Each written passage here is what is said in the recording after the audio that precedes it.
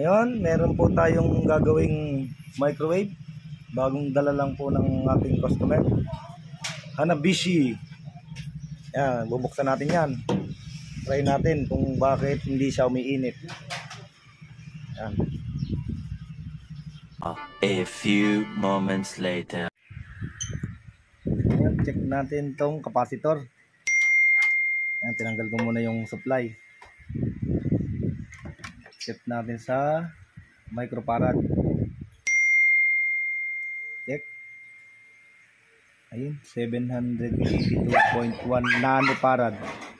Balang mababa lang siya. Tingnan natin yung value ng capacitor.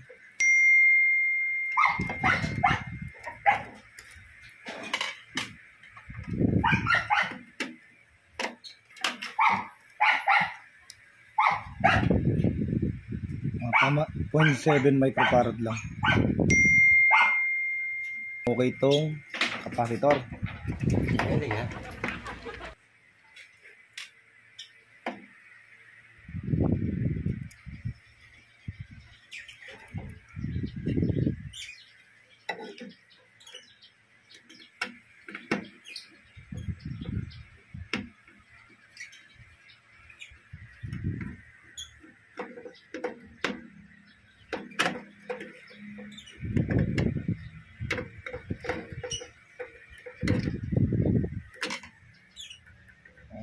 Balik natin ulit.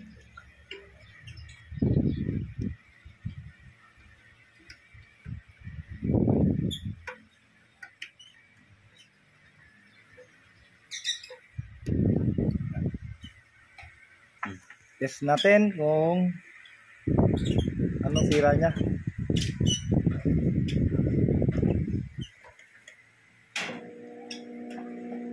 Gumagana naman daw to, kaso hindi siya umiinit. Tingnan natin tong perahe, yung ampere ng heater. Kung merong makapasok.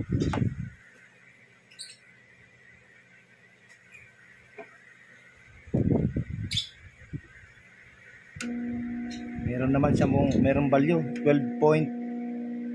11.9 ampere sa kabila.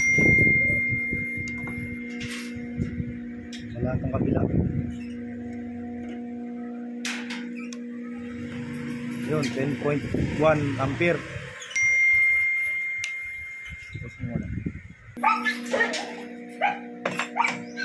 Muna init. Ano lang, ito lang nain to. Hindi pa rin.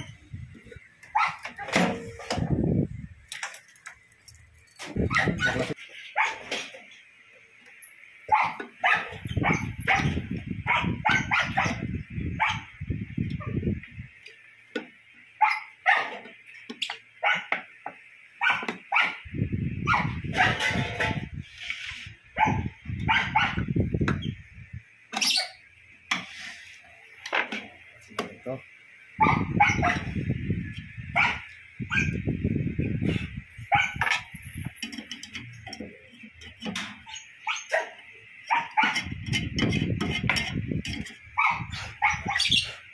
May resistance.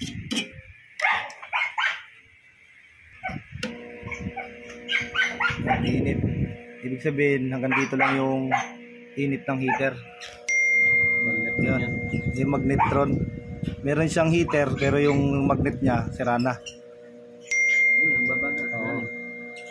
Yan yung problema niya nitong heater. Ngayon, hahanap tayo ng kaparehas nito. Yan. M24FA-410A. Yan, Galans. Tomorrow. Ngayon, dumating na yung ating parts. Yung ating magnetron na in-order. Dumating na po kanina. Ito yung ating papalitan, yung magnetron heater. So ito, yung heater gumagana, pero yung pagdating doon sa magnetron niya, wala siyang ibinibigay na init. So nag-decide ako na ito yung sira kasi wala siyang init na binibigay. So ngayon atin pong bubuksan to. Ito ay binuksan na ng anak ko si Tenten. Kailangan na buksan ko na lang uli. Pero hindi pa nabubuksan. Excited masyado yung batang yun eh. So buksan natin.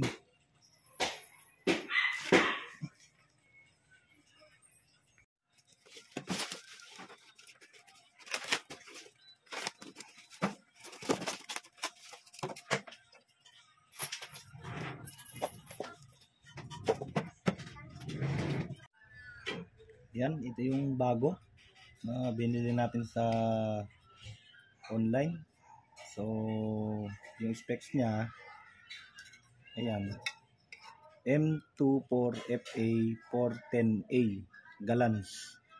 So halos parehas naman siya. So ating ikakabit kung ito ay gagana dito. So ating ikabit muna.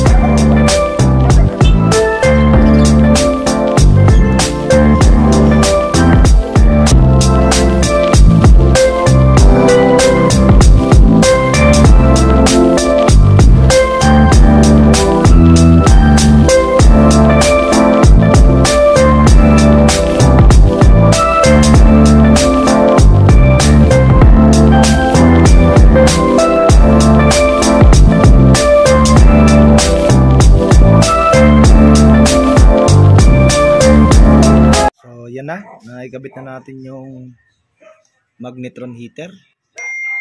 Tapos tetestingin natin siya kung gagana na ba siya. Saksak natin.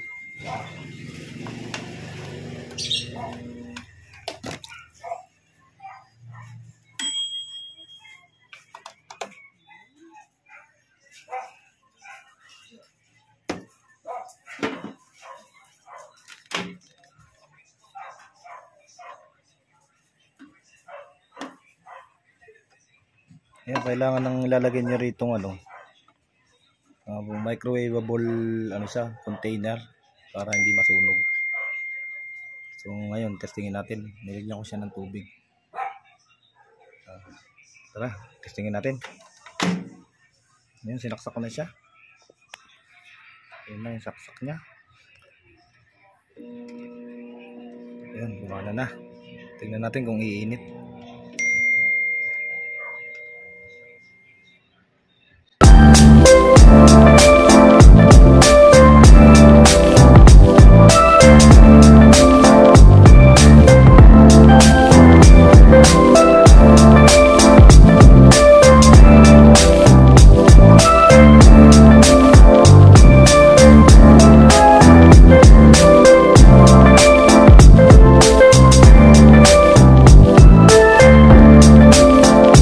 Yan, testingin natin kung uminit talaga siya. Patayin na natin.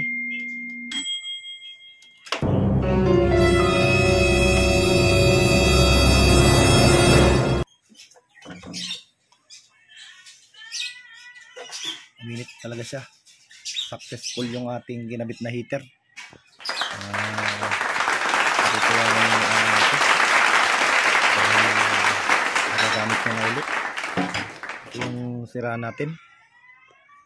So paano, kakabit na natin yung cover para ready to pick up na to unit. Ipo-pull out na natin. Galing ha? So yun, kabit muna natin yung cover.